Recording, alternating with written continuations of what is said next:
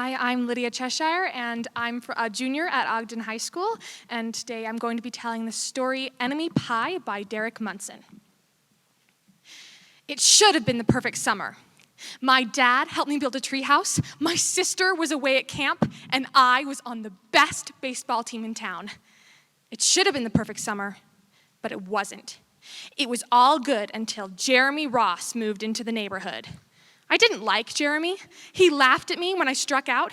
He had a birthday party on his trampoline, and I wasn't even invited. Jeremy Ross was the only person on my enemy list. I didn't even have an enemy list before he came around, but once he did, I needed one. I hung it up in my treehouse where Jeremy Ross was not allowed. Dad understood stuff like enemies.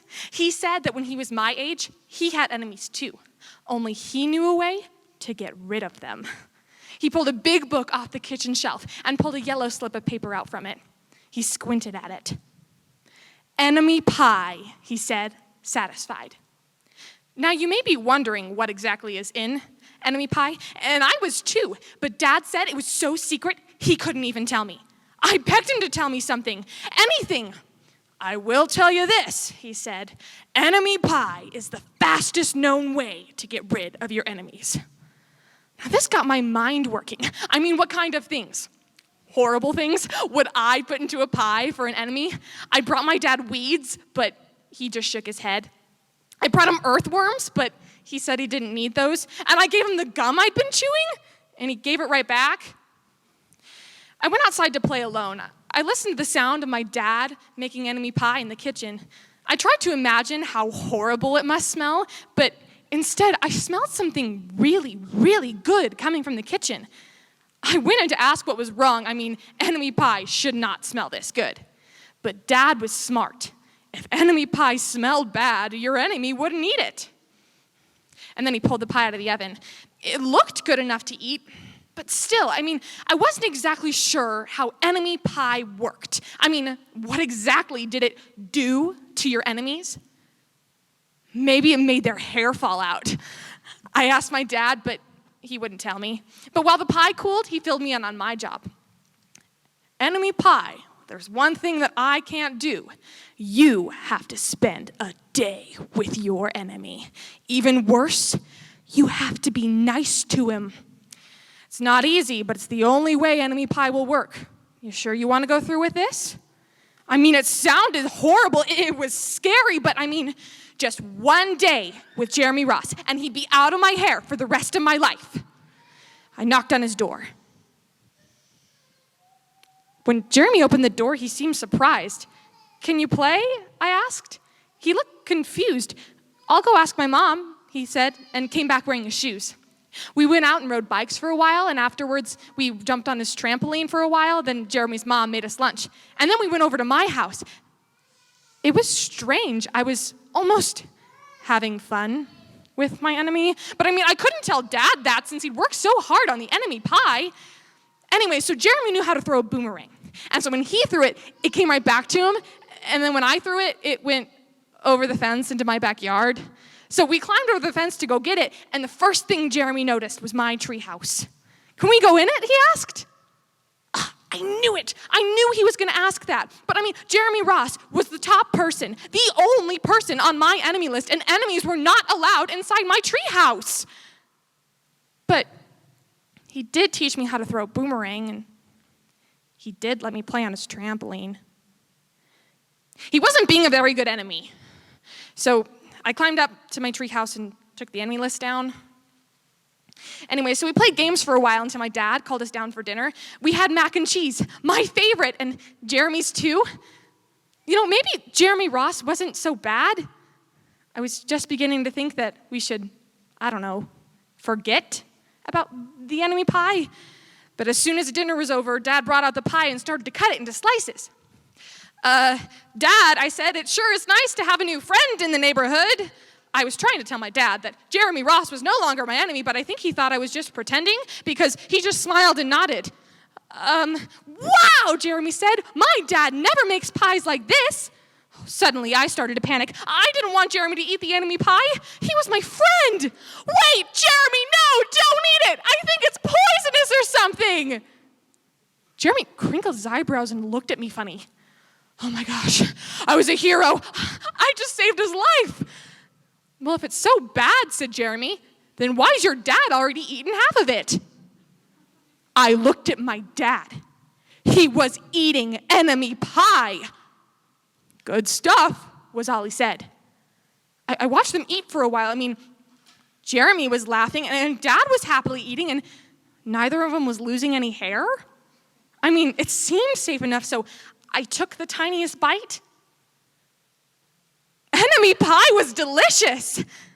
After we had pie, Jeremy invited me over to his house the next morning to play on his trampoline.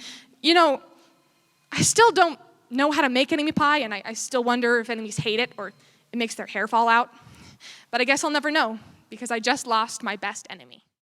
My name is Rosie Carter. And my name is Eliza Cash. And we go to Polk Elementary School, and we are in 3rd grade. And today we're going to be telling you the story, Extra Yarn. Once on a cold wintry afternoon in a dreary little town, Annabelle found a little box of yarn. And it was full of every color you could ever think of. So when she got home, she knit herself a sweater. But she still had a little bit of extra yarn. So she knit it for her dog too. But she still had extra yarn. On their walk, Nate pointed and laughed. You two look ridiculous. You're just jealous. No, I'm not. But it turns out he was. So Annabelle knit him a sweater too. But she still had extra yarn. At school, Annabelle's classmates could not stop talking about her sweater. Quiet, shouted Mr. Norman. Annabella, that sweater of yours is a terrible distraction to my class. I cannot teach. Then I'll knit one for everyone so they won't have to talk about mine. Impossible. You can't. But it turns out she could, and she did, even for Mr. Norman. But even then, she still had extra yarn. So Annabella knit sweaters for everybody in the town. Except for Mr. Crabtree, who never wore sweaters. Instead, Annabelle knit Mr. Crabtree a hat. But even then, she still had extra yarn. So Annabella knit sweaters for all the dogs and all the cats and all the other animals too. But even then, she still had extra yarn. Soon Annabelle began to knit sweaters for things that didn't even wear sweaters. Like houses and trees and mailboxes. But even then, she still had extra yarn. Things began to change in that little dreary town. Colorful things began popping up everywhere you could see. News spread about this remarkable girl who never ran out of yarn. People came all over the city to see Annabelle's miraculous works of art and to shake Annabelle's hand. One day, a greedy king sailed across the sea and demanded to see Annabelle. Little girl, I would like to buy that miraculous box of yarn of yours, and I'm willing to offer you $1 million. No, thanks. $2 million? Thanks, but no. $10 million? Take it or leave it. Leave it, said Annabella. I am not selling this box of yarn. That night, the king ordered 3 robbers to break into Annabella's house and to steal the box of yarn. But when he opened it, it was empty. Curse you, little girl. I curse you with my family's curse. You will never be happy again. But it turns out she was, and she always had extra yarn. The end. My name is Harper Hacking, and I go to Heritage Elementary. I am in the 3rd grade, and my story is called The Princess and the Salt. A very long time ago, there lived a king and his 3 daughters. One day, the king wanted to find out which of his 3 daughters loved him the most. So he called for his daughters and asked, "How much do you each love me, my dears?" The eldest daughter replied, "I love you as much as I love gold." The king was happy. The second one replied, "I love you as much as I love diamonds." On hearing this, the king was even happier. But the youngest daughter said, "I love you as much as I love salt, dear father." On hearing this, the king was furious. He shouted at his youngest daughter, "In your eyes, my value is only as much as salt." He was so angry that he banished her to the forest. Sad and rejected, the princess then wandered around in the forest. Then she heard the sound of horses' hooves galloping towards her. She quickly hid behind a tree, and the horse came to a stop right in front of her. And a handsome young man stepped down. "I'm a wealthy merchant," said the young man. "I live in a neighboring kingdom. What are you doing all alone in this forest?" The princess then began to tell the merchant her story. "I love my father very much, but he just doesn't understand," she cried. "One day he will," said the merchant. They quickly fell in love and soon were married. And the merchant took his bride to live with him in his mansion. Then, one day, the king lost his way while hunting for 2 days. He wandered in the forest. Then, as fate would have it, he reached the mansion of the merchant and princess. Then, hungry and tired, he approached the merchant and sought for the young man's help. Then, although the merchant knew that the king was no other than his wife's father, he kept quiet about it. Then, "I will present you a big feast," said the merchant. Then the merchant went to his wife, the princess, and told him about her father's arrival. Then the princess then told the merchant that she will do the cooking herself and quickly dismissed the cooks. Not long thereafter, a big feast was presented to the king. Starving, he quickly began eating, but then he realized that the food had absolutely no taste. "What is this?" cried the king. "I cannot imagine someone could ever eat like this." Then, as he demanded to speak with the cook, immediately, to his astonishment, there stood his father in front of him. She then said, "Hello, father. Your food is horrible because it does not have salt in it. Do you understand how much I love you now?" "No." "Do you understand how much I love you now? Your life would be terrible without salt, wouldn't it?" The king quickly held his daughter in his arms and promising never to doubt the love she had for him again. The end. Hi, my name is Chloe King. I go to Wasatch Elementary, and I'm in 4th grade, and I'll be telling you the story of the Big Red Dot. This story is based on Scary Stories to Tell in the Dark, the book, and the movie. So we start off on one morning. One morning, Ruth Zimmer woke up in her bed, sat on the side of her bed, and yawned. She put on her slippers, and she walked over to her closet to put on her clothes. Then she walked over to her mirror to look at her beautiful self, and then she screamed. and then her mom came running up the stairs, and her mom opened the door and said, "Honey, what's wrong?" And she said, "Mom, I have a big red dot on my face." So then her mom said, "There's nothing that makeup can't fix."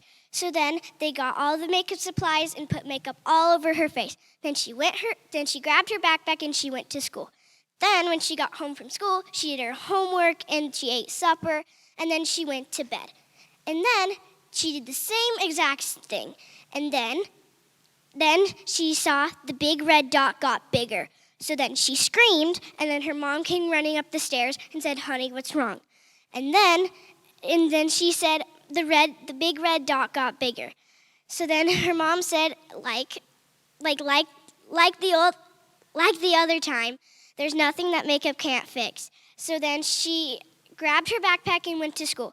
And she was playing a game at recess, and then it was so hot outside, the makeup was dripping down her face. And then everybody at school was teasing her. So then she went into the bathroom and she cried. And then when she was crying, all the makeup washed down her face. And then she saw something poke out of the big red dot. It was a spider leg. Then a spider popped out, and then 5,000 million more came out. And then she screamed, but everybody was at recess, so no one heard her. So then the spider was barricading the door, and then nobody knew how she got out that day, because she told the police, and of course they didn't believe. And then she told her mom, And she said, "There's nothing that makeup can't fix." The end. My name is Charley McBride. I go to Polk Elementary. My story is called Elsa and Anna Go Trick or Treat. It was me and my dad wrote it. So one spooky Halloween night, Elsa, Anna, Kristoff, Sven, and Olaf decided to go trick or treating. They grabbed their trick or treating bags and put on some costumes. Elsa said she wanted to knock on the door first. She ran up to the door and knocked, and the person at the door had a huge pumpkin on his head. She was so scared, and she said, "Ah!" And she ran away and told her friends not to go to that house. They went to the next house. This time, Anna said she wanted to knock on the door. She was very excited and ran up, but she accidentally said, she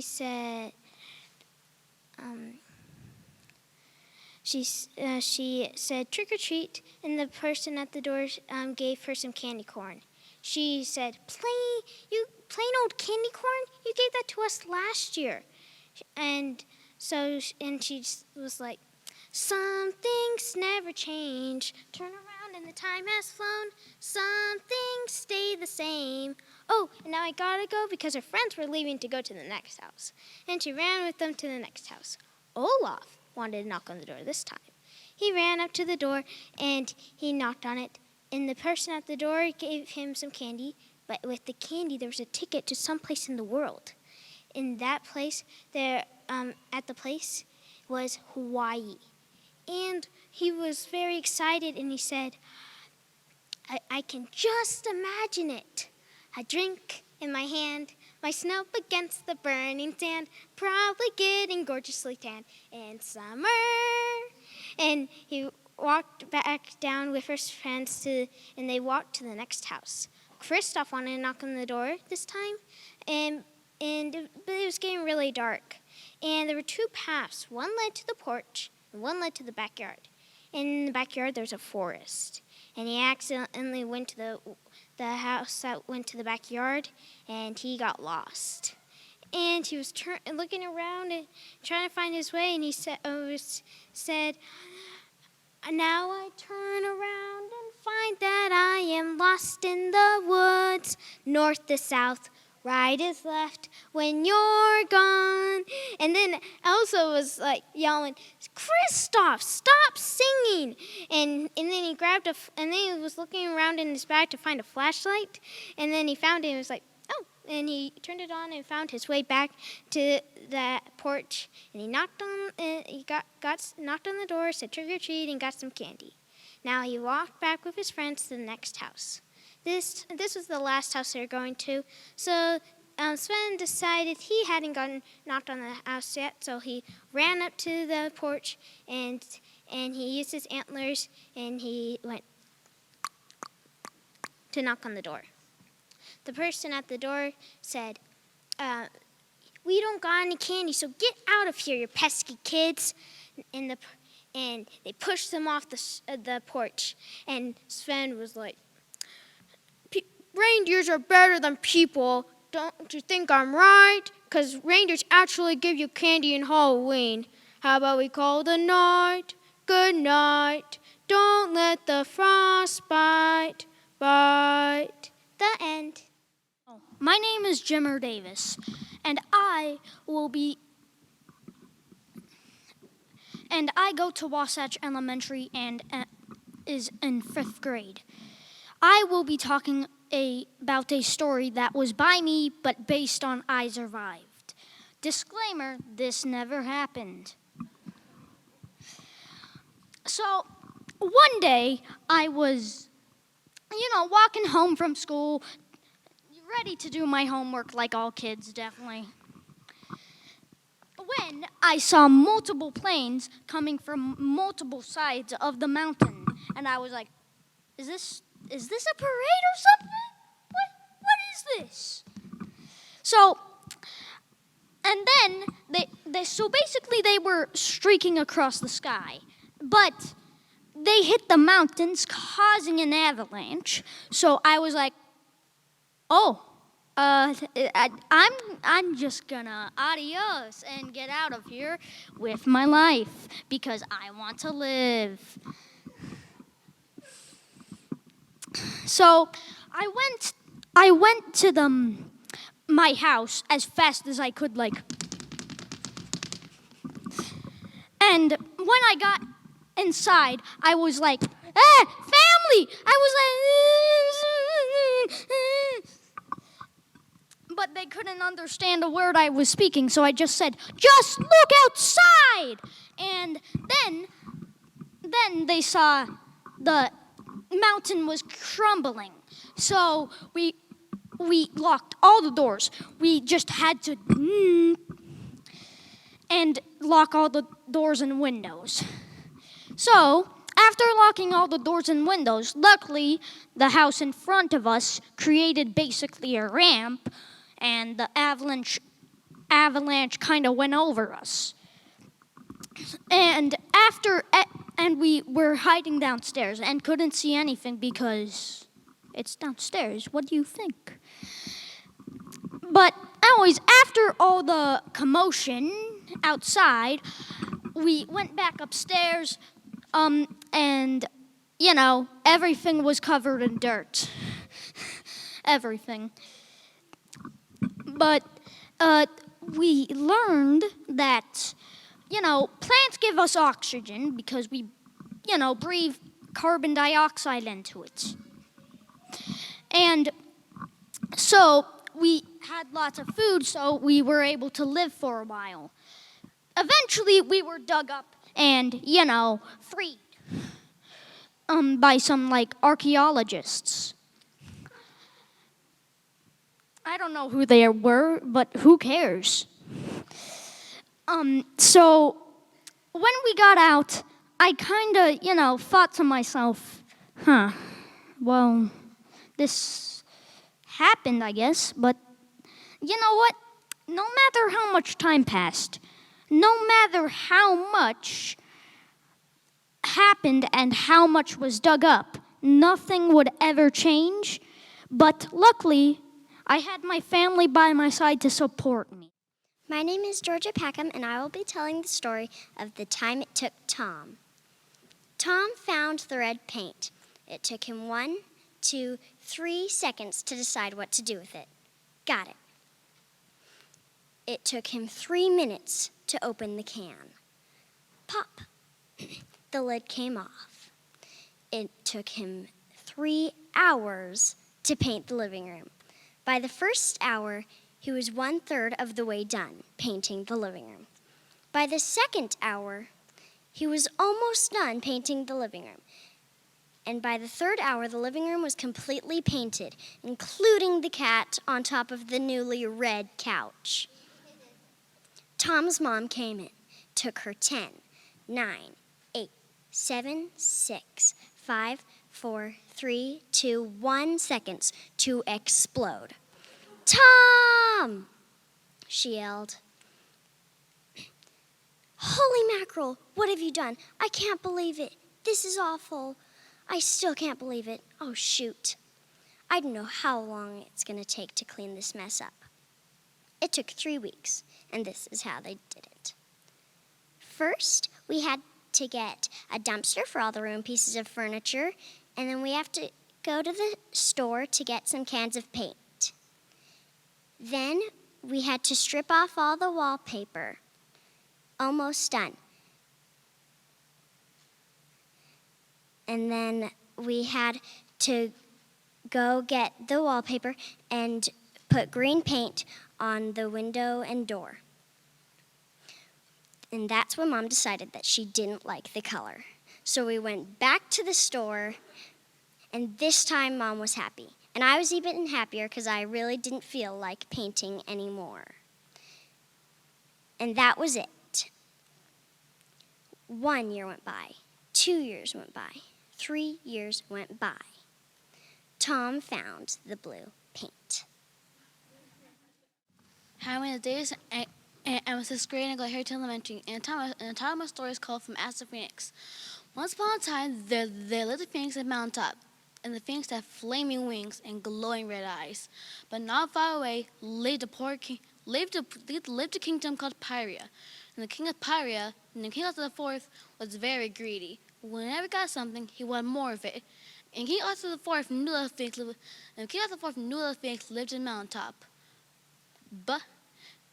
But King Arthur IV didn't want to make friends with the Phoenix. He wanted the Phoenix's feathers. He wanted to make a cape out of its feathers.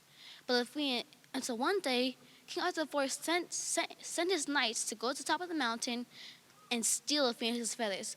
But the Phoenix wasn't just going to let them take his feathers off it. And when they got to the top of the mountain, the Phoenix was standing there, its wings held high. The knights drew their swords and charged on the Phoenix. But the Phoenix used his mighty wings and melted the swords.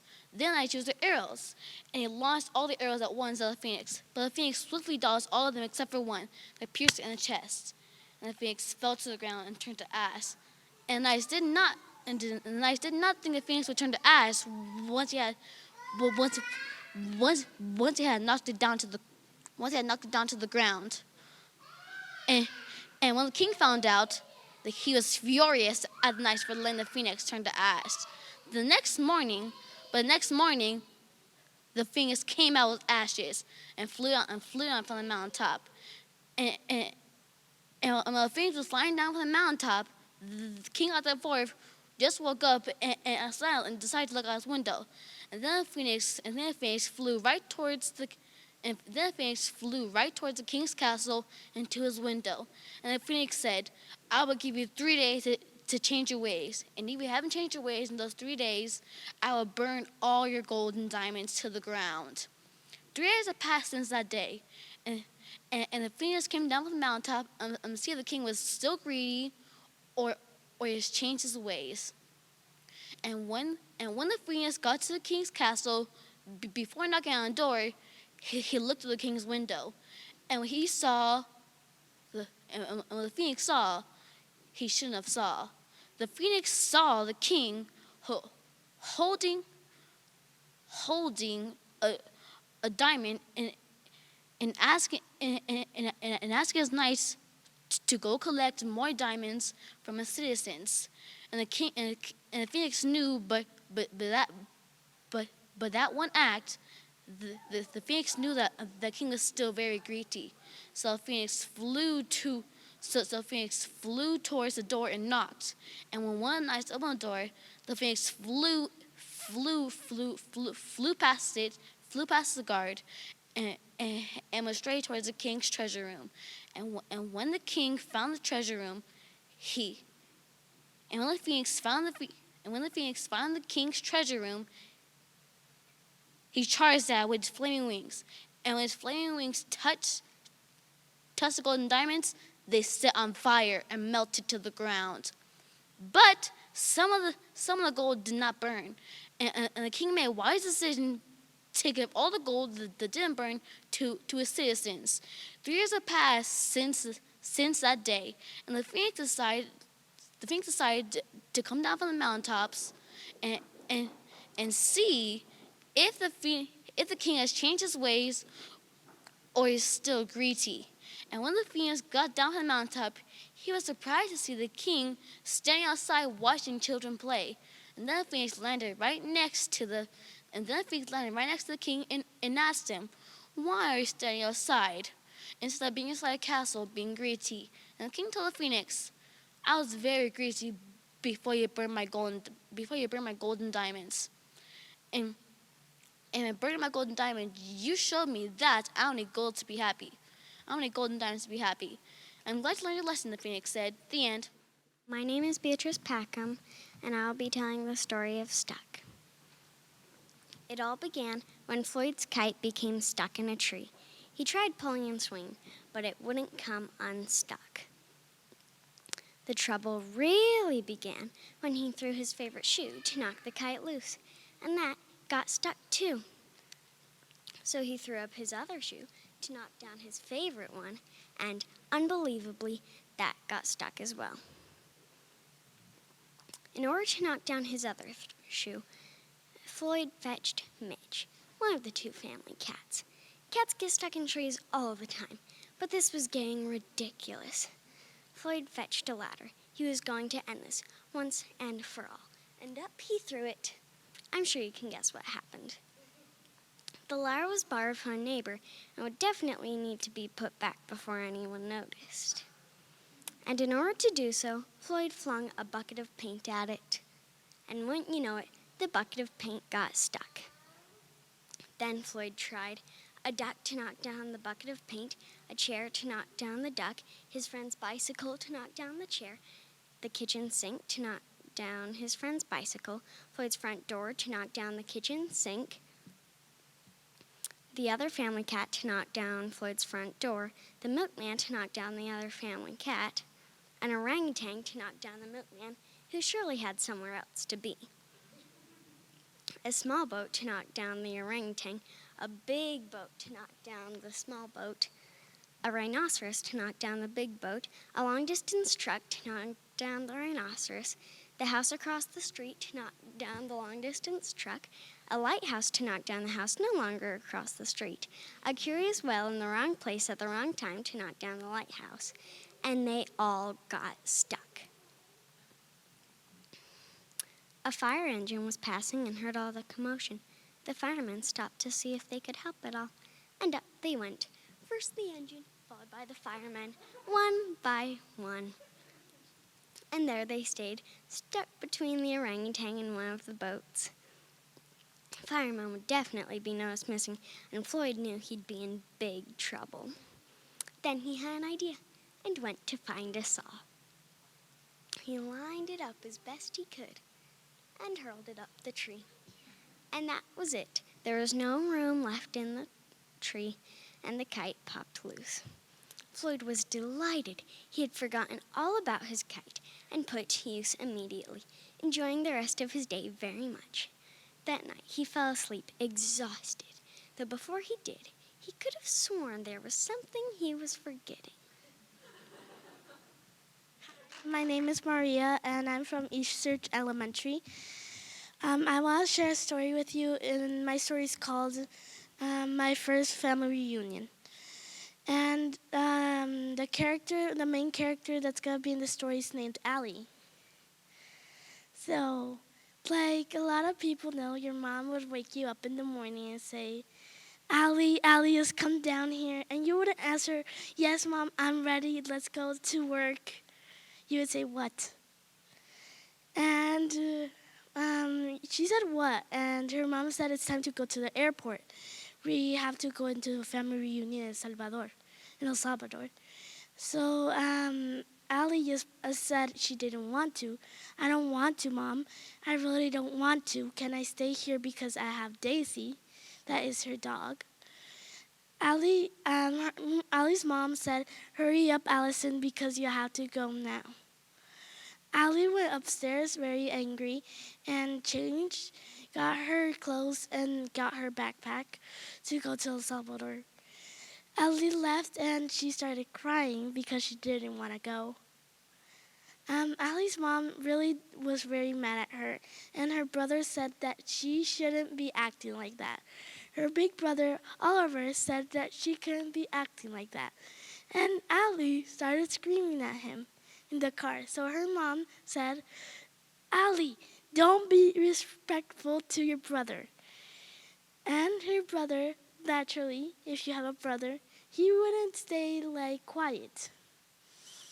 So until they got to the airport, Allie started acting like a baby and didn't want to do anything. Allie went into the airport and her mom said, if you don't keep acting like that, you're going to stay the whole year. And Allie started crying even louder. So when they got down, Allie didn't want to go into the family reunion. Allie went to the house and she found her grandparents, her uncles, and her cousins.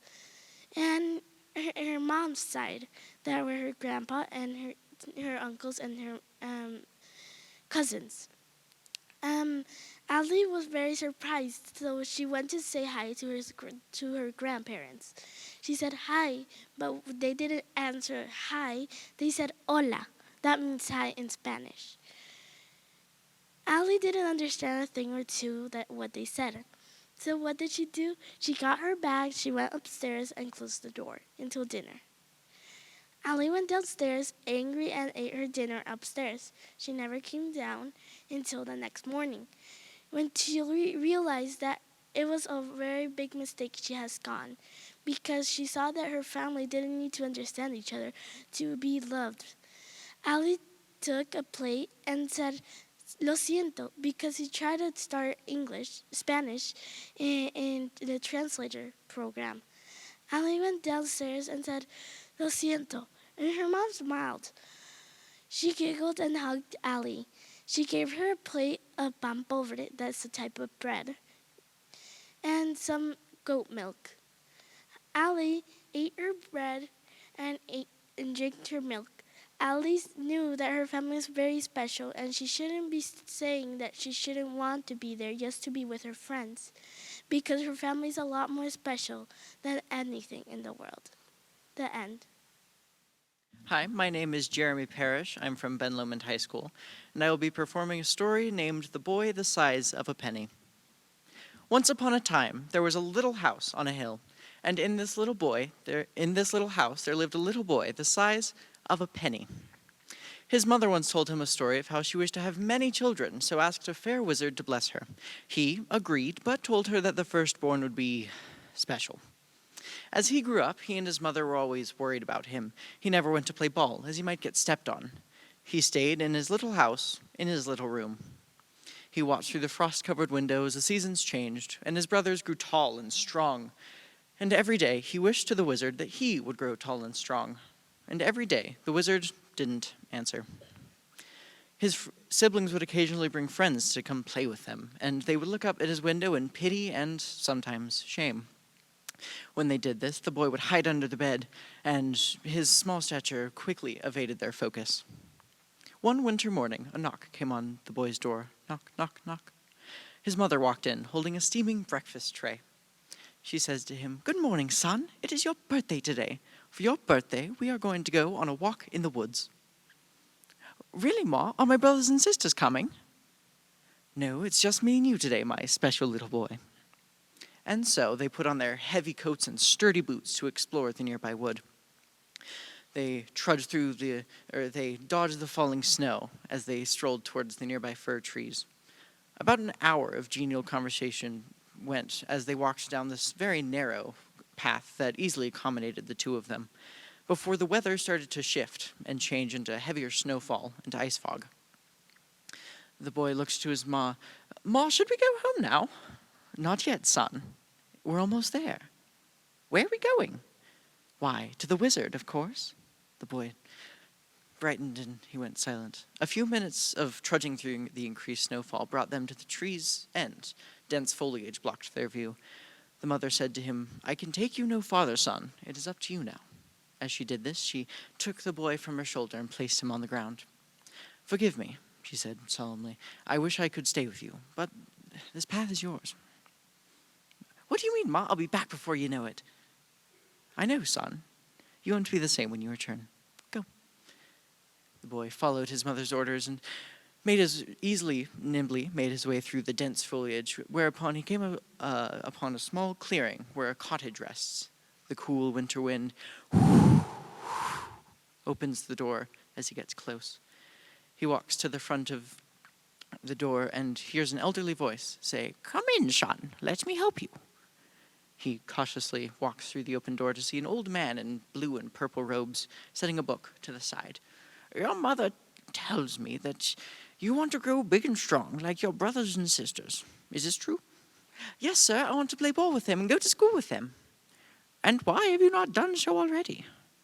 "My ma's scared that I'll be stepped on." "So you wish to be normal?" "Yes, sir. Can you make me normal?" "I can make you grow big and strong, but it is up to you if you want to be normal." The boy hesitates. He thinks of his siblings, their uniqueness. He thinks of his brother, who reads books instead of playing ball. He thinks of his sister, who feeds the stray cats with her leftover breakfast. He asks the wizard, "What is normal?" The wizard chuckles. "That is an age-old question, boy. What makes a person normal or special?" I bet Ma knows. I can ask her. Your mother loves you very much, as she does her other children. I blessed her, after all. You're the one who made me special. No, I made you small. You made yourself special. Do not look ashamed. Everyone is special. I can make you grow big and strong, but with that blessing comes a curse. You will be normal. My magic knows the consequences, but I do not. Do you want to be normal? No. And so, the boy, the size of a penny, made his way home through the wood, fearless of being stepped on or made fun of. He walks towards his warm, cozy cottage on that cold winter night, and his family welcomes him with open arms and a warm embrace. The end. Hi, my name is Leslie Aguilar, and I'm from Adais Elementary. I'm in 4th grade. So, my story is called The Most Normal Hike Ever. So one day, I went on a hike with my friend, my mom, and some people from our congregation. Also some people from our family. The first 2 times we went, we went on the wrong path. So then we had to go back, and then it was like steep, not steep, steep, not steep. So then we got, not to the top, but we got close. So then we had to go back, but there was 2 ways, the way we came from and the way we didn't come from. Everyone wanted to go the way we didn't come from to explore, but my friend Nadine, her sister Layla, and her friend, they went the way we came from. So what we decided to do is we split. Some of us went the way we came from, and some of us went the way we didn't come from. The people that went the way we didn't come from was me, my friend Nadine, my mom, and 2 other ladies from my congregation. We were going, and we had to be careful, because sometimes bikes came by, and the trail was steep, so like we had to get like on the side, so because it was scary. And then we got to this point where it was like sunset, and it was on a rock, and it was really pretty, but we had to hurry, because since it was sunset, well, we had to hurry, because that means it was getting dark. So then we met a man who told us where to go and stuff, because we didn't know where to go. We were lost. And we were kind of just following him, though, because we didn't know where to go. And then he finally told us where to actually go. And then again, there's 2 ways to go. By that time, my friend, her mom called my mom and told us to go the other way. But she actually meant this way. But so then we went that way. And it was weird, because I heard a roar at that moment, and it sounded like a tiger. But it was weird, because we were in the mountains. And so now I just assume it was a mountain lion. And then we were hurrying, and we got to this point where it was all fenced around us. And we were like, what's going on? And it was sad, though, because just on the other side, like in front of us, were the cars. So me and my friend were just like, let's climb the fence. But my mom and one of the ladies that came with us, Surma, are parents. And the other lady that came with us, Valerita, she's older than my mom and Surma, so it wouldn't really work.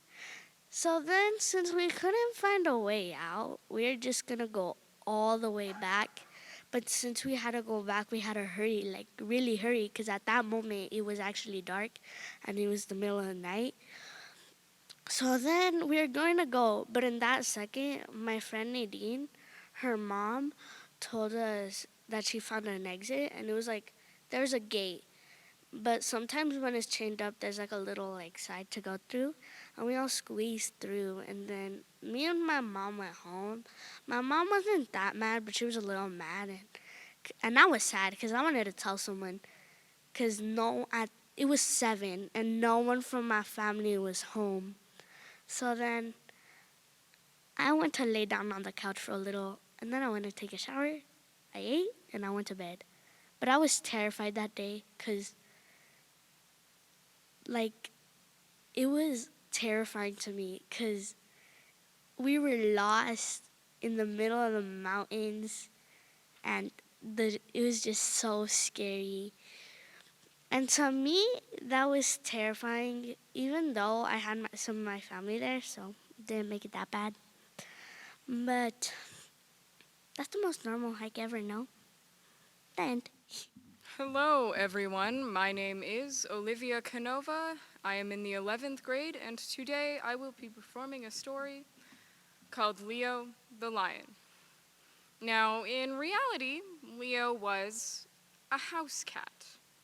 A little orange tabby who, ever since prowling along to those oh-so-wonderful documentaries and picturing himself in the picturesque plains of the Savannah Desert, knew that out of all the things in the world he wanted to be, there was nothing more he wanted than to be a lion.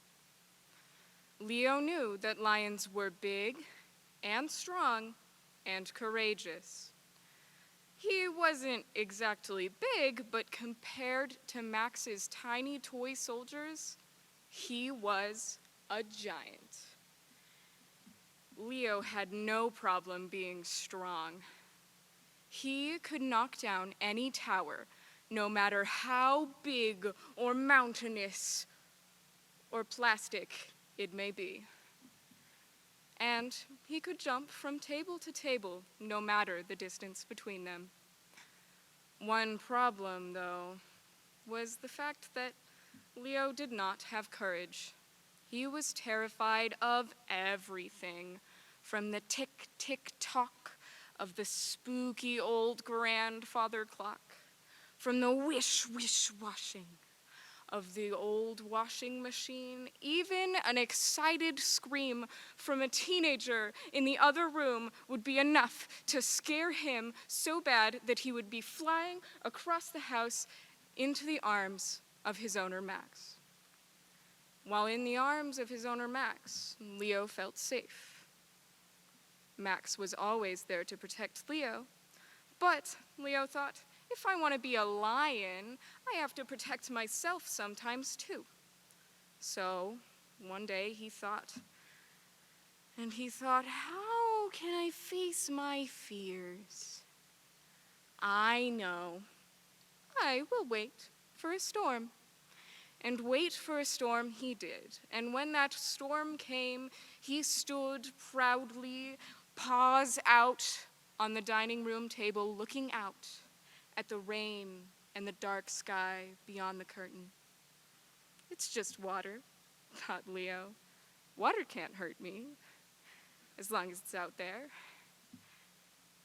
But when a sudden boom flash came out of the sky, the living room was loud and bright, and he scurried under the table, shivering beneath the tablecloth.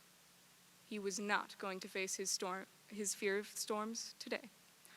However, little did Leo know that in the other room, Max was having troubles with fear of his own. And as playing with his dino plushie, a little teeny tiny spider with claw-like legs and red glossy eyes came down, down, down, until landing right on top of the nose of his favorite dino plushie. Ah! Max screamed, and it was so loud of a scream that everyone in the entire house could hear, including the terrified cat Leo. Leo, knowing that his friend was in trouble, rushed out into the doorway and stared, locking eyes with the evil, terrifying, monstrous spider. Although tiny Leo was also quite shaken by this spider, and he wasn't quite sure that he could face his fears. But shifting his focus over to Max curled up in the corner, he thought to himself, I'm going to save my friend. So gathering up all the courage he could possibly muster, he stood, paws wide on the floor, standing tall, locking eyes with the red, shining eyes of the spider. He breathed in an enormous breath, the biggest breath he ever had, and let out the most tremendous, most terrifying roar he had ever possibly performed. Meow, he said, and that spider looked him in the eye and jumped down, scurrying across the floor, scrambling up the wall, out the window, into the night, never to be seen again. Now Max looked over at the dino plushie, no longer crowned by the claw-like beast. And then he looked over at Leo. "Oh, Leo," Max said, and he held him in his arms. "You may not be a lion, but you are my hero. The end." Hi, my name is Evelyn Shelton, and I go to Eastridge Elementary. This story is called The Day I Got Superpowers. It was 7 o'clock of May 4th when my alarm went off, and I knew it was going to be a bad day. I got up out of bed and got dressed. I decided to go upstairs to get breakfast. I got myself a bowl of cereal when suddenly my little brother Monty came out of nowhere and knocked the bowl of cereal on me. I had to change, so I did. Finally, it was time to go to school and get in the car. But as I was getting out of the car, I tripped, hit my nose on the concrete, and scuffed my knee. "Great," I said, as I walked into school and went to class. 2 hours later, my teacher, Mr. Smith, was giving a very important lesson on why we need to wear deodorant to cover up the dreadful smell of our body odor. As I looked out of the classroom window, I could see black thunderclouds darkening the sky. It was really scary when a bolt of lightning hit the school. Bang! The last thing I remember was everything going black. When I woke up, things were frozen and floating in the air. I wondered what happened. I knew it was definitely not natural, and I decided to get up and look for something to make everything normal again. I was about to give up when I felt something in my pockets. Was it a key card? I noticed a door that wasn't there before I blacked out, and it had a key card scanner. So I scanned the card, and the door flung open. It was an old stairway. It went down 50 feet or so if I had to guess. I didn't want to go down the stairway, but I did. I went down the first step, then the second step, and I was about to go down the third when suddenly, the floor fell beneath me. After what felt like a million years, I finally hit the bottom. It was a well-lit room, which seemed strange considering there were no lights and no windows. The only thing in this room was a long, dark hallway. I didn't want to go in the hallway, but I did. When I got to the end of it, it was an old flight of stairs. They looked a lot like the ones that I had fell through. When I got to the top, I suddenly woke up to the sound of my alarm going off on May 4th. I don't exactly know what happened. I guess the day repeated itself, which is really weird. But as the day went on, it matched everything perfectly, from falling down the stairs to the thunder hitting the school to me waking up, except now it was May 5th. I got out of bed and thought to myself, you know what? Today will be a good day. I got up out of bed, got dressed, and did my normal morning routine. When I came upstairs, my little brother Monty gave me a big hug and ran away. That was odd. Usually he tries to hit me or tells me to go back to my room. I was searching for something to eat when I noticed a box of donuts on the counter. It had a note on it, and the note said, "I got you your favorite donuts. Love, Mom." That was weird. These donuts had maple-flavored frosting, which is my second favorite, but I like cinnamon sugar-covered donuts better. I ate the donuts and went to school. Usually when I'm walking to school, the neighbor kids who were in first grade like to make fun of me and tease me.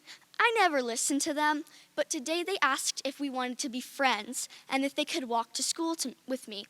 It's really hard to say no to a bunch of first graders, so I let them walk to school with me.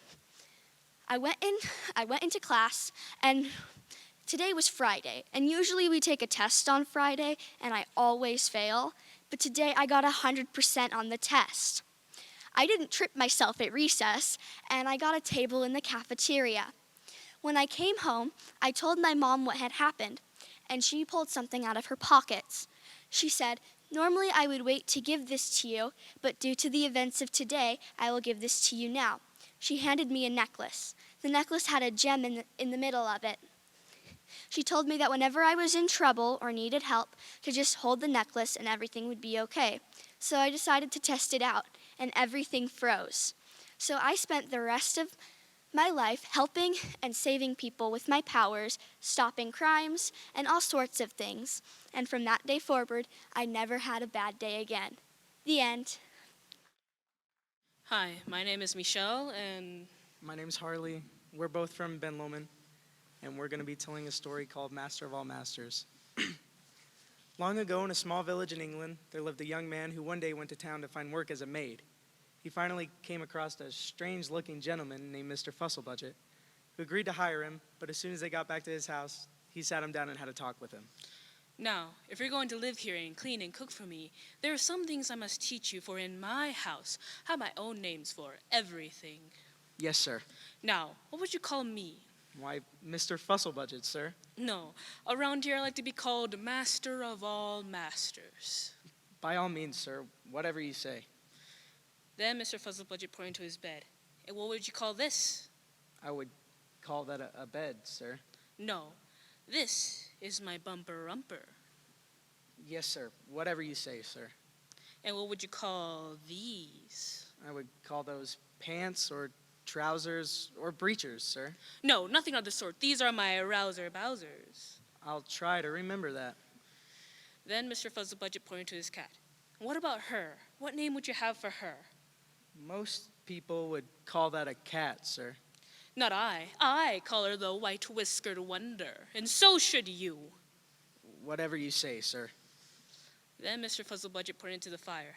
And this is a scorch and blazing torch. You could have fooled me, sir. I thought that was a fire. Enough of your talk. Just remember it. Then Mr. Fuzzlebudget held up a bucket. And what do you call this? I would call that a pail or bucket, sir. Not around here you won't. This is a puddle-ruddle. If you insist, sir. I do. Then Mr. Fuzzlebudget showed him the water in the bucket. Surely you must know what this is. That's water or wet or whatever you please, sir. No. This is a pondolorum. Now, last but not least, what do you call all of this? I would call it a house or a cottage, sir. No. Listen carefully. You will call this my Fuzzlebudget porch. Yes, sir. Now, let us both get some sleep, for you have a long day of work ahead of you. And be sure to remember everything I taught you. I'll try my best. But to himself, the young man thought, what have I gotten into? That very night, a young man banged loudly on Mr. Fuzzlebudget's door. He awoke in a fright and shouted, "Have you lost your mind? What's the matter now?" He replied as fast as he could, "Master of all masters, get out of your bumper-umper and put on your trouser-bowsers, for the White-Whiskered Wonder has a spark of scorch and blazed torch on its tail, and if you don't douse her with a pondolorum of puddle-ruddle, your whole Fusselbudget porch will soon be on scorch and blazing torch." Mr. Fuzzlebudget jumped out of bed and put on his pants, but as he burst out the bedroom door, he shouted after him, "Oh, and Master of all masters, there's one more thing. In plain English, I quit." The end. I'm Clara Geddes, and today I'm at Mount Ogden Junior High, and I'm in the 8th grade, and today I'll be telling you the story of Zombies in Love by Kelly DePicchio, illustrations if you had the book by Scott Campbell. Mortimer was lonely. Cupid's ball was just a few weeks away, and he didn't have a sweetheart. Oh, he tried, but for some reasons the ladies didn't appreciate Mortimer's affections. He gave the girl at the bus stop a fancy box of chocolates with worms. He gave the mail carrier a shiny red heart, a real one. He gave the waitress at the diner a stunning diamond ring with a finger on it. Poor Mortimer. He read books and followed all of their advice. He took his dog for walks in the park. He worked out at the gym. He even took ballroom dance lessons. Nothing he did seemed to impress the girls. Then Mortimer got an idea. He placed an ad in the newspaper. He was sure this was the answer. Tall, dead, and handsome.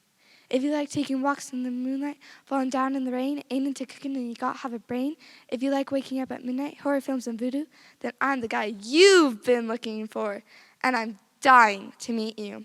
Saturday, Cupid's Ball, Punch Bowl, 7 p.m. On Saturday, Mortimer shopped for a new suit. He combed his hair and put on his best cologne. Cupid's Ball was hopping. Couples were dancing, laughing, and, well, having a ball. Mortimer took his place near the punch bowl and waited, and waited, and waited. Each time a girl approached the table, he would smile like this. Each time the girl would shriek and run away.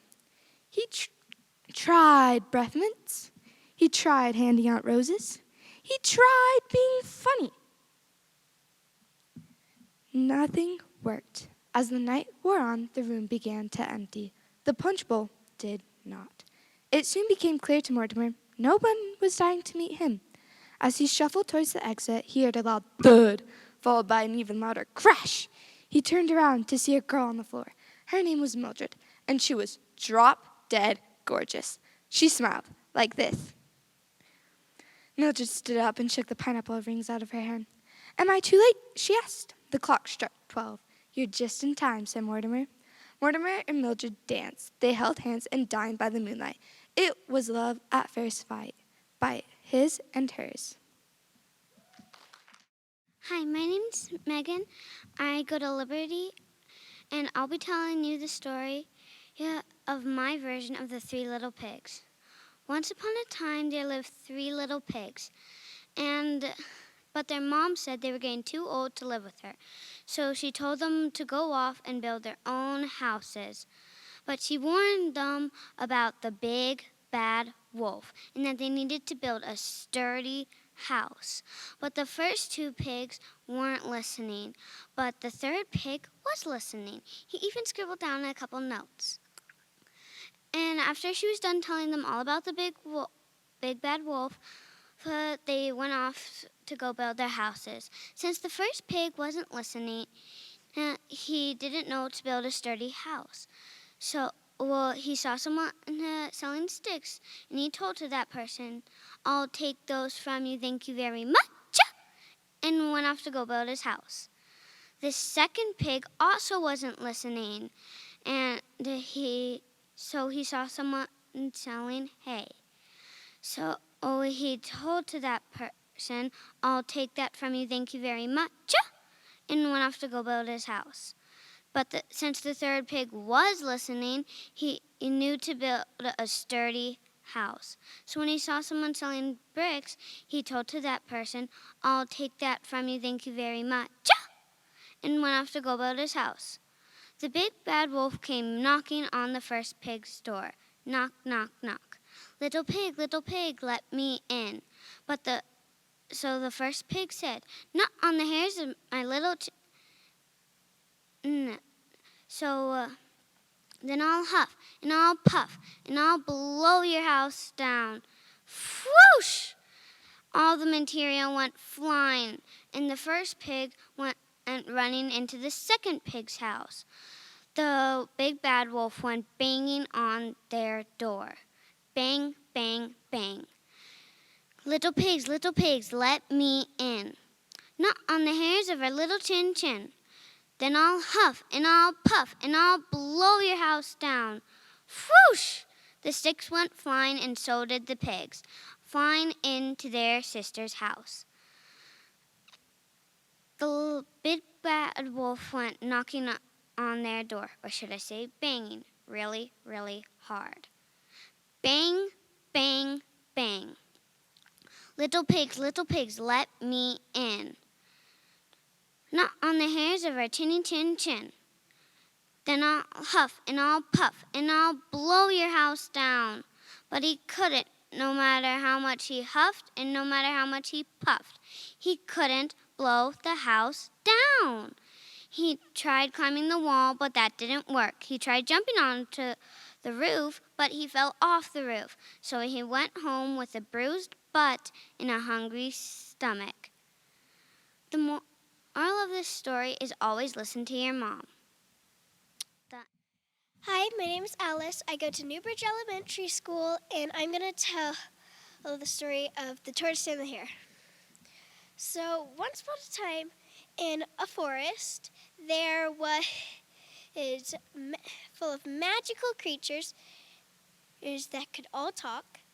There was two friends called the tortoise and the hare. Well, the hare just thought he was the best at everything and way better than the tortoise. But the tortoise took everything one step at a time. So, what the tortoise did, it said, I challenge you to race. So, the hare accepted this. So, the very next morning, they set up for the race, and then it was time for the race. So they raced around, but then the hare decided to take a nap because he thought that the tortoise would still be way at the start. But when the hare woke up, the tortoise was right there at the finish line.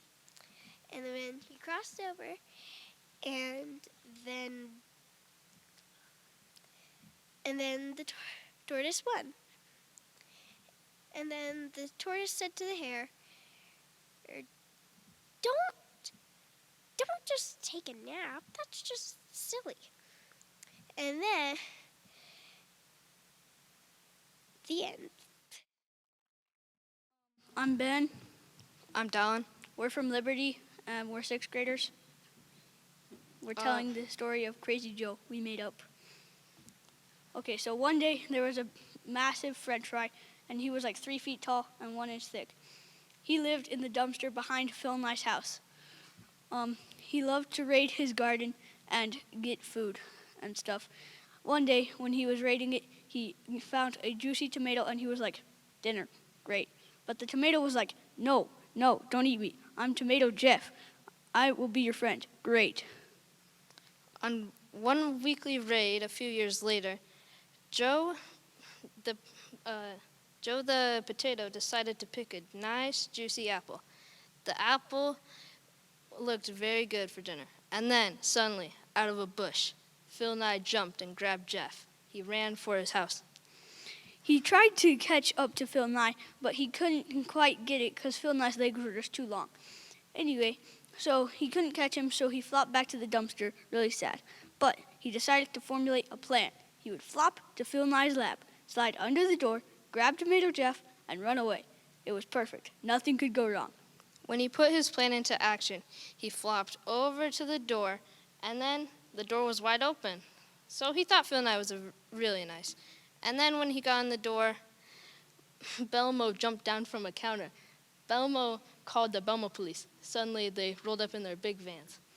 They were like, Potato Joe, you are under arrest for breaking and entering on the lab of Phil Nye. So they loaded him into the vans and they drove away. As they drove away, there was a little window they could see out, and he saw Phil Nye inject Tomato Jeff. Tomato Jeff turned purple, swelled up, and then exploded. The end. My name is Gabi, and I'm in 4th grade and at Hillcrest Elementary. And I'll be telling a story about a girl that has diabetes. There was a girl named Stacy, and she was 15 years old, and she was diagnosed with type 2 diabetes. And she wanted to call her friend Jane, and there was no answer to the phone. So she decided to text her, and there was no reply for 2 days. this threw her off because they always talked with important stuff about with each other. So she went to Jane's house and knocked on her door, and then her mom answered and said, and Stacy said, "Why won't Jane talk to me? I'm just wondering." And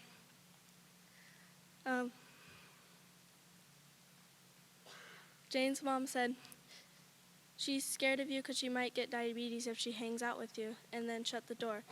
She was so confused and then went off to Ivy's house and knocked on her door. Ivy answered the door and let her Stacy in. And Stacy asked Ivy, "Why is Jane scared of me?" "Because she might get diabetes if she hangs out with you." That's what she thought. And this also threw Stacy off because that's not how diabetes works, she said to Ivy. So, and they explained how diabetes really works, and they made a plan to to make sure Jane's not as scared to hang out with her. So then they can all hang out and have fun together and go to like the movies. And if she has an episode, they all know what to do when she has one. Thank you. Hi, I'm Olivia Geddes. My partner's 6, so I'll be telling the story of Molly Lou Mellon, Stantal Molly Lou Mellon by myself. We attend Mount Ogden High School, junior high, and we're in 7th grade. The story is written by Paula Bell and illustrated by David Catro. Molly Lou Mellon stood just taller than her dog, but the smallest kid in her 1st grade class. But she didn't care. Her grandmother told her, "Stand tall and the world will look up to you." So she did. Molly Mellon had unnaturally big buck teeth, but who could care? After all, her grandmother told her, "Smile wide and the world will smile alongside you." So she did. Molly Lou Mellon had a voice that sounded like a bullfrog being squeezed by a boa constrictor. But that didn't bother her. Her grandmother told her, "Sing out strong and clear, and the world would cry tears of joy." So she did. Molly Mellon was extremely clumsy, but she didn't care. Her grandmother told her, "Believe in yourself, and the world will believe in you too." So she did. But one day, Molly Lou Mellon had to move to a new town and say goodbye to all her friends and her grandma. That meant she had to start in a new school. On the first day of school, Ronald Durkin said, "Shrimpo." When gym class started, Molly Mellon caught the football and ran under Ronald Durkin's legs. She scored a touchdown. All the kids thought, "Wow, she's good." Ronald Durkin felt very foolish. On the second day of school, Ronald Durkin said, "Bucktooth beaver." But later that day, Molly Lou Mellon got all her 10 stacking pennies on her teeth high. All the kids thought, "Whoa, I haven't seen that today." Ronald Durkin felt very foolish. On the third day of school, Ronald Durkin said, "You sound like a sick duck. Honk, honk." Molly Lou Mellon responded with a quack so strong and clear, Ronald Durkin somersaulted backwards in surprise and hit his head. He had to spend the rest of the afternoon in the nurse's office. All the kids were giddy with glee that they had a Ronald Durkin free afternoon. Ronald Durkin felt very foolish. On the fourth day of school, Ronald Durkin said, "Beaver, you made the snowflake all wrong. How could you do that?" But when she unveiled her snowflake, it was the most beautiful one of all. All the kids oohed and awed, even Ronald Durkin. On the 5th day of school, Ronald Durkin walked up to Molly Mellon and showed her a smile and gave her a stacking penny. Molly Mellon was frozen with surprise. It wasn't every day Ronald was kind. That night when she got home, she grabbed a piece of paper and a pencil and wrote to her grandma, "Dear Grandma, everything you told me was exactly right. Love, Molly Lou Mellon." My name's Cambria Sartor, and I'm in the 5th grade, and I go to Hillcrest Elementary. Today I'll be telling the story of my grandparents, how they found each other. So it all starts off at a church event. First, my grandmother is talking to her friends. My grandfather sees her and thinks to himself, wow, this lady is so beautiful from the behind. I wonder what she looks like from the front. She turns back in an instant and smiles at him. He thinks to himself, wow, she's so beautiful, and her smile just makes me want to cry. It's so beautiful. Later on, he kept on looking at her and thinking of her. After that day of church, he searched her up in the directory. He thought to himself, oh, she's too young for me. Surprisingly, she did the same thing for him and thought to herself, oh, he's too old for me. My grandmother couldn't stop thinking about my grandfather, same about my grandfather about her. Anyways, with my grandmother, she was actually about to get married. Her fiancé was so angry. He thought he was just so angry at her because he couldn't believe that she fell in love with another man. Soon, in a day's time, I believe, she broke the engagement. He was devastated, but she knew she did the right thing. A little bit later, she asked my grandfather if he could drive her to a dance. My grandfather thought to himself, wow, this beautiful lady wants me to take her to a dance. Soon, he picked her up on the night of the dance. They talked the entire drive. Basically, when they arrived at the dance, she asked, do you want to go with me? He replied, of course I do. They danced the night away. Soon after, my grandfather proposed.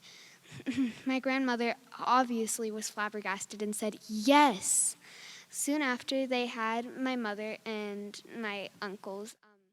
My name's Violet Cain, and I go to Liberty Elementary, and I'm in the 6th grade. My story's called That's Not a Good Idea. It all starts with a mother goose only wanting to get food for her little chicks. She's just walking down the road over the brick roads and over the brick bridges and through the village. But then she meets the big bad wolf. The big bad wolf comes up to her and says, do you want to go on a walk with me? The chicks say, that's not a good idea. But of course, the mother goose says, of course, I would love to go on a walk with you. So they are just walking along, and they're walking through a few villages and towns. But then finally, they get to the forest. The big bad wolf says, would you like to continue our walk into the forest? The chicks say, that's really not a good idea. But of course, the mother goose says, I would love to continue our walk into the forest. They're walking through the forest, and after a few hours, it starts to get dark. The big bad wolf says, would you like to go to my little cottage and have some filling dinner and then sleep the night? The chicks say, that's really, absolutely not a good idea. But of course, the mother goose says, I would love to sleep at your cottage. So they walk over to the cottage, and the mother goose eats some thick mashed potatoes with thick gravy. And then she falls asleep right then and there. In the morning, the wolf says, would you like to make some soup with me for some lunch or even breakfast? The mother goose says, yes, I would love to make some soup with you. But the chicks say, that's really, absolutely, we don't even know how many, really, that's not a good idea. But the mother goose continues and starts to make the soup. They throw carrots and potatoes and garlic and all sorts of things into that big pot of soup. Then the wolf sniffs it. The wolf says, is there anything missing? The goose sniffs it very slowly. And then the mother goose says, yes, there is something missing. The wolf says, and what is that? The mother goose says, you, and then throws the wolf into the soup. And then the chicks come over to the house and say, we tried to warn you, Mr. Wolf. And then the chicks eat that yummy filling soup. And that wolf should have never trusted that mother goose. The end.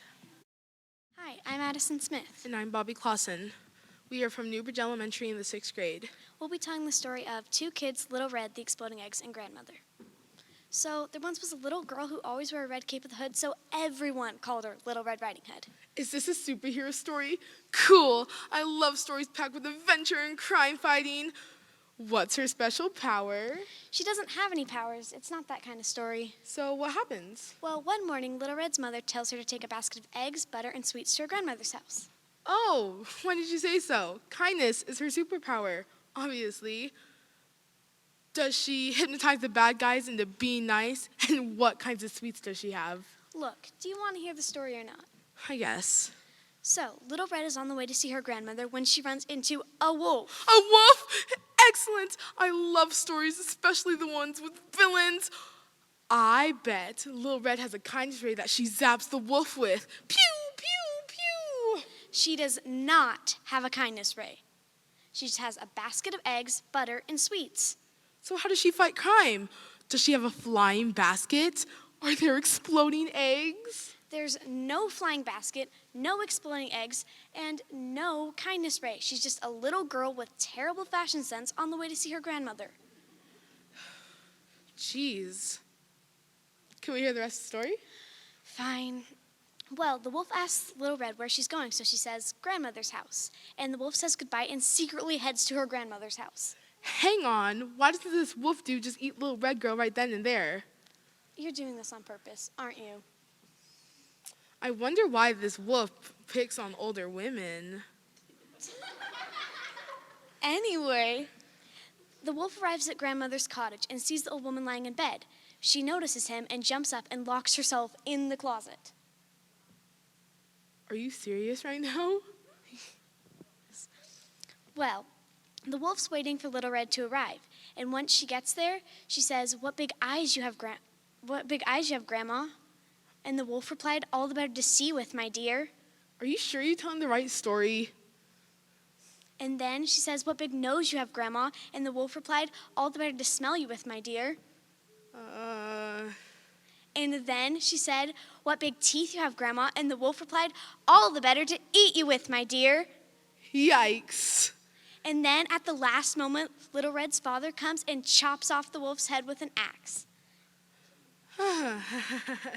Okay, so let me see if I got this straight. Little Red is on her way to help an old lady when she runs into a wolf. This wolf likes dressing up in old women's clothing and eating people. And then at the last moment, Little Red and the wolf have a big battle, and her dad comes in and it puts an end to him. Well, if you put it that way, I guess so. That's not a very nice story, if you ask me. That's it. Find your own story to tell. Wait, no, don't leave, please come back. I have one more question. What? Is Grandma still in the closet? The end.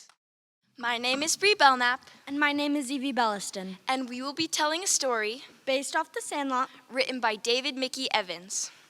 In 1962, a kid named Scotty Smalls, or just Smalls, moved into the neighborhood where there was the best baseball team. They played endless baseball with never keeping score. On this team was Benny Rodriguez, and for the others, baseball was just a game. But for Benny, baseball was life, and he was soon to become a neighborhood legend, but not before Smalls got them into the biggest pickle ever. You see, Smalls didn't know much about baseball. He asked his stepdad, Bill, to teach him. They were playing catch in the backyard. Bill threw the ball to Smalls, and then bam, black eye. Bill was a huge baseball fan. He even had an autographed ball signed by Babe Ruth. But to Smalls, it was just stuff. And his stepdad would always say, "Don't touch my stuff. Just don't." Smalls wanted to make friends with the team, so he followed them and was spying on them through the bushes when a ball came flying in his direction. And bam, fell flat on his back. The team laughed so hard, Smalls ran away crying, "My life is over." If it weren't for Benny, Smalls wouldn't have made a single friend in that town. 'Cause all the other dudes thought Smalls was a lost cause. Benny invited Smalls to play the next day. The team went on, "Why'd you bring him?" "The kid's a square." "'Cause he makes 9. Yeah, so does my sister, but I didn't bring her." Benny's reply, "Base up, you blockheads," and they all went on to play. After a bit of help from Benny, turns out Smalls wasn't so bad after all. Next, Ham, who played catch and was a pretty good smack talker, stood at the plate. He said, "I'm the great Bambino." Babe Ruth. Suddenly, Smalls said, "Who?" Suddenly, everyone jumped up. Were you born in a barn, man? Yeah. What planet are you from? You ever heard of the Sultan of SWAT? The Titan of Terror. The Colossus of Clout. The King of Crash. The Great Bambino. Smalls lied and said, "Oh yeah, the Great Bambino. I thought you said the Great Bambi." And of course, Ham said, "That wimpy deer?" Then Ham pointed, winding up, hit one over the fence. The ball was lost. Smalls ran and said, "I can get it." The team chased after him, yelling, "No!" They grabbed him, saying, "You could have been killed, man." Just then, they heard a huge bang, which sounded like a ferocious, giant, wild monster. Benny said, "Smalls, stop. The beast is back there." What's back there? And the story of the beast was told. Long ago, in a junkyard, robbers stole stuff. The guy in charge hired a guard dog. He fed him whole sides of beef. The dog grew big and mean and made sure anyone who set foot in the junkyard disappeared. The police never found the bodies. We all know what really happened. They got eaten. Chomp. After a while, the policeman said the dog had to be retired. When the junkyard owner asked for how long, the policeman said, Forever. Forever. Now Smalls knows the story of the beast, but they still need a baseball. He ran home and swiped one from Bill's office. He was first up to bat. He hit one over the fence into the beast territory. Ham said, "Kiss it goodbye." Then Smalls said, "No, that's not my ball. It's my dad's. It's signed by some lady." What lady? Some lady named Ruth, baby Ruth. Babe Ruth? They all yelled and scrambled up the fence. Unsuccessfully. Benny said, "You mean to tell me that you brought a ball signed by Babe Ruth and actually played with it?" "Yeah, who is she?" "You're killing me, Smalls. The Great Bambino." "Oh my gosh, you mean that's the same guy?" Let's just say they went to great lengths to get that ball back. But with no luck, Smalls knew he was toast. But Benny knew exactly what to do. The next morning, he jumps over the fence, grabs the ball, and runs. But the beast chases after him. And the beast chased him all around town. Finally, a fence falls on top of the beast. They rescued him and found out that he wasn't so bad after all. He just wanted to play. Benny got the ball back, and that's how he became a neighborhood legend and earned the nickname Benny the Jet Rodriguez. The beast and his owner allowed them to take all the baseballs from the backyard, including another ball signed by Babe Ruth. Now they had 2 baseballs signed by the Great Bambino. My name is Andee Nolan. I'm from Shadow Valley Elementary, and I'll be telling the story Goldilocks and the 3 Dinosaurs. Once upon a time, there was a little girl named Goldilocks and 3 dinosaurs. The 3 dinosaurs' names were Papa Dinosaur, hello, Mama Dinosaur, hello, and a dinosaur that was visiting from Norway that made a sound kind of like an evil laugh. Wah, ha, ha, ha, ha. Anyway, not far away from there, there was a little girl named Goldilocks that lived in a cottage. Anyway, back to the 3 dinosaurs.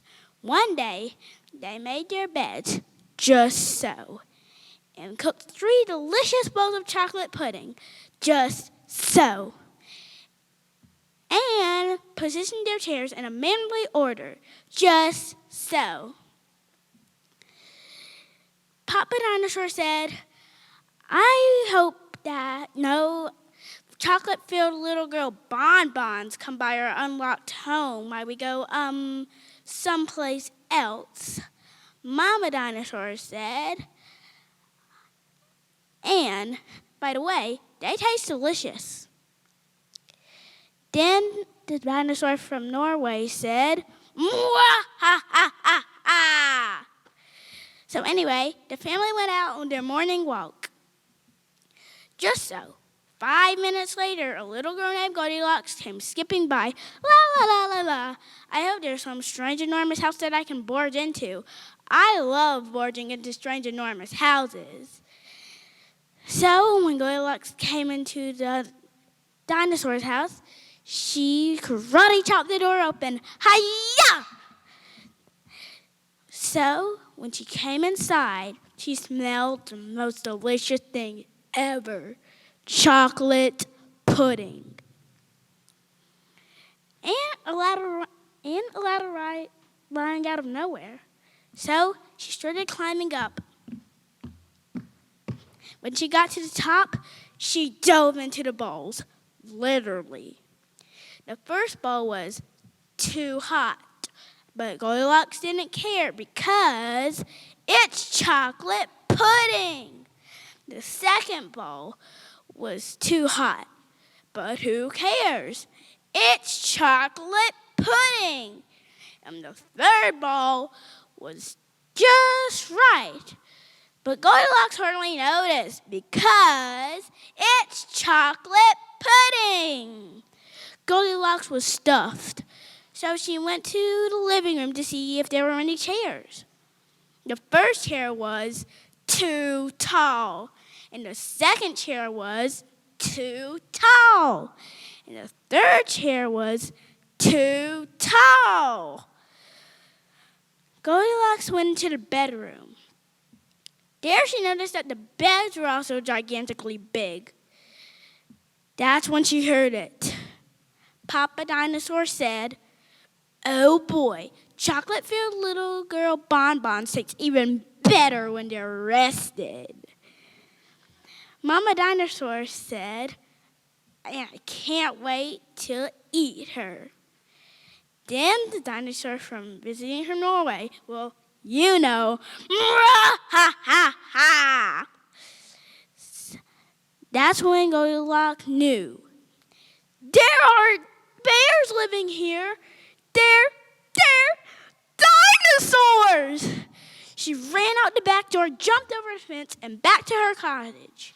And her parents said, the moral is, don't go into strange, enormous houses with good smells. And the moral for the dinosaurs, lock the back door.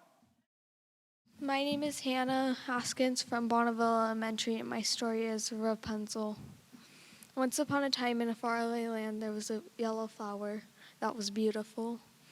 And there was this old evil queen who used to go sing to it a song. And she would sing to it to make her young again. One day there was a queen having a baby in this kingdom, and she was very ill. She needed the magical flower to drink the soup with it in it. So she sent out all of her guards to go find it. They found it and stole the flower from the evil queen, and the baby was born. The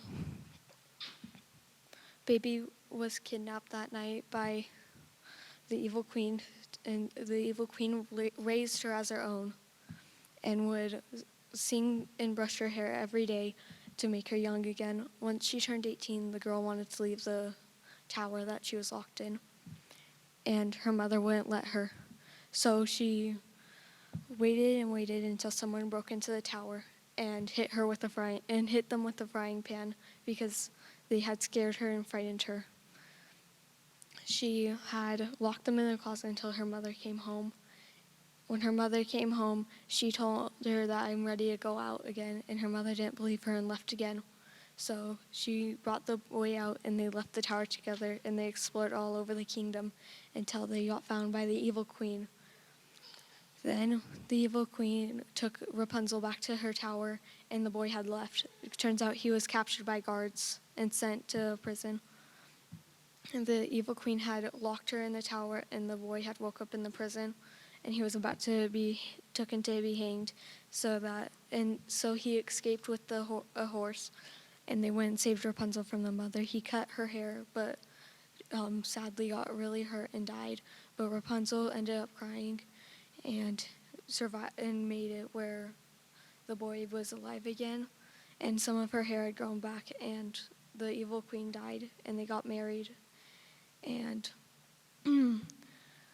they went and found Rapunzel's real mother. The end. My name is Ian Browning, and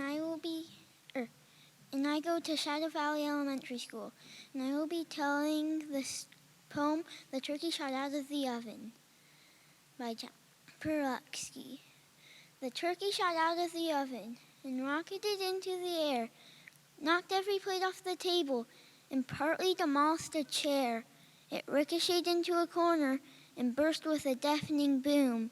It splattered all over the kitchen, completely obscuring the room. Stuck to the walls and the windows, totally coated the floor. There was a turkey attached to the ceiling, where there'd never been turkey before. It blanketed every pint, smeared every saucer and bowl. There wasn't a way I could stop it. That turkey was out of control. I scraped and I scrubbed with the pleasure. I thought as I mopped that I'd never again stuff a turkey with popcorn that hadn't been popped. The end. Hello, my name is Aleeya Phillips.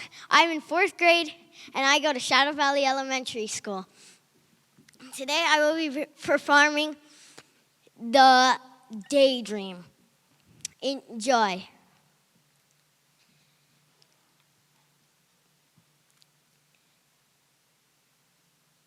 I was sitting in my class, and my teacher was teaching me math.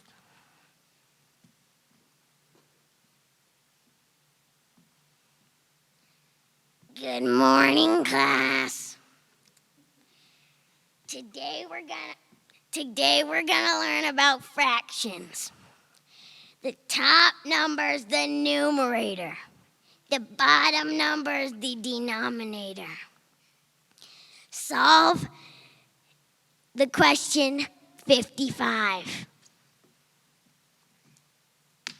And it was extremely boring. Just then, the ground and the walls started to shake. And no one seemed to notice, not even the teacher.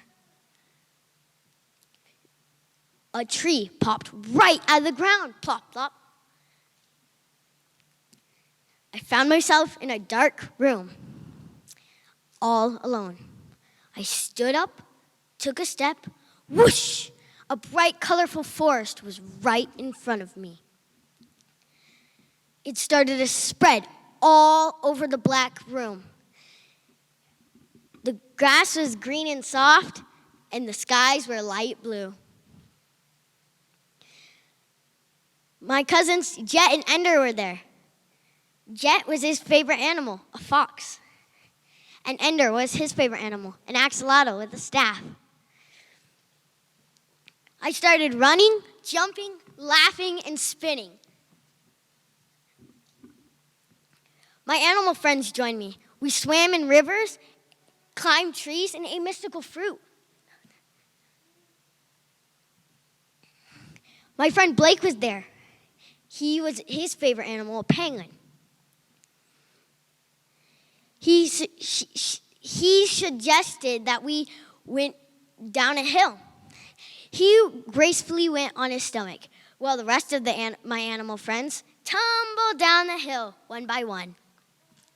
When we all got to the bottom, we thought it was the perfect place to camp. So we all split up into groups. Hazy, my sister, a panda, was gonna get the rocks. Trey, my brother, was a sloth, his favorite animal. He was gonna get the rocks as well. Blake, Ender, and Jet were gonna get the sticks. And I was going to get the marshmallows!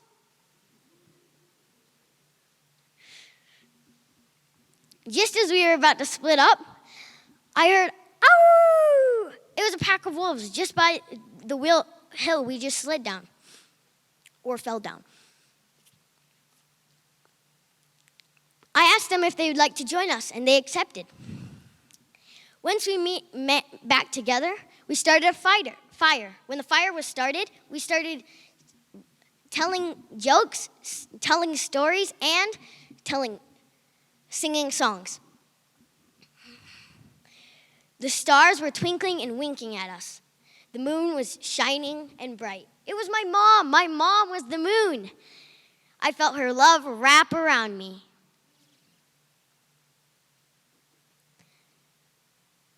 Just then, the ground and the walls started to shake yet again. But this time, everyone noticed. It caused havoc. Then I noticed a voice.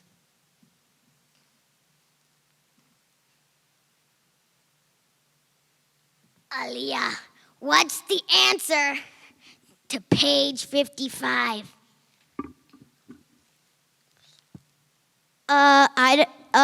Could you repeat the question?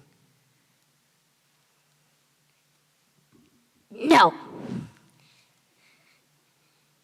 Thank you for listening to my story.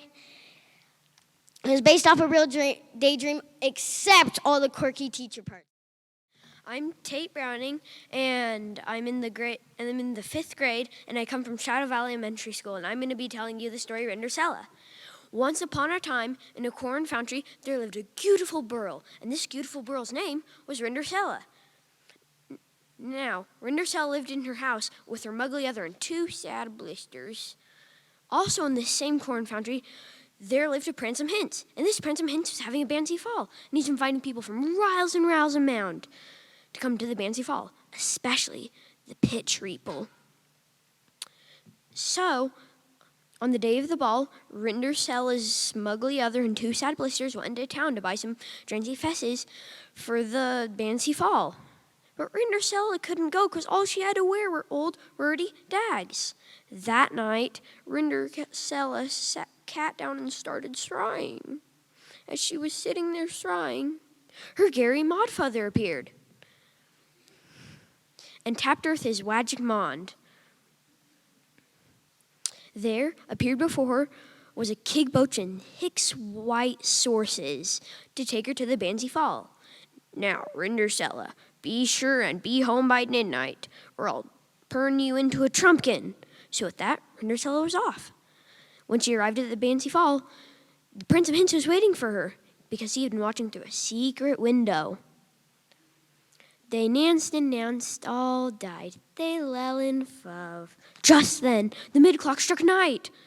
Rindercella staced down the rares, and when she beached the autumn, she slopped her dripper. So the next day, the Pransome Hints went all over the corn foundry to find the beautiful girl who had slopped her dripper. Finally, he came to Rindercella's house. He tried it on her muggly other. It fitn't it. He tried it on her 2 sisty ugglers. It fitn't it. And he tried it on Rindercella. It fit it. So they got married and lived heavenly after happily. Now, the story of this story is, if you ever go to a Bancy Fall and want a Pransome Hints to fall well and fove with you, don't forget to slop your dripper. The end. Hi, my name is Anna Hall, and I go to Shadow Valley Elementary, and I'm in 3rd grade. And this is the story of the 3 brothers. Once upon a time, there were 3 brothers, and the 3 brothers were old enough to have a house. But they searched all over the world and couldn't find one, and couldn't find room for one. So they got the perfect idea. They would fly to the moon. Once they were at the moon, and then they realized they didn't have enough money for a rocket ship. So they got astronaut suits, and then they rented a grassy field, went to the junkyard, got some parts, and started building. Once they were done, they got the astronaut suits, put them on, and then hopped in the rocket ship and flew to the moon.